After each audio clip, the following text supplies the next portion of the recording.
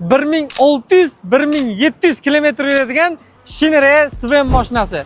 Qanday deysizmi? Hozir tushuntiraman.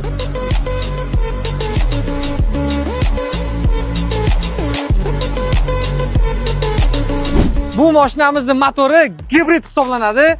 Ham tokda, ham benzinda, endi esa propan gazda harakatlanadi. Bu mashinaga qo'yilgan jihozlar bilan endi tanishamiz. Miyasi Alex Optima bo'ldi. Farsunkamizga keladigan bo'lsak, Valtec Italianski bo'ldi. Reduktorimiz Nordic Italianski Champion reduktor.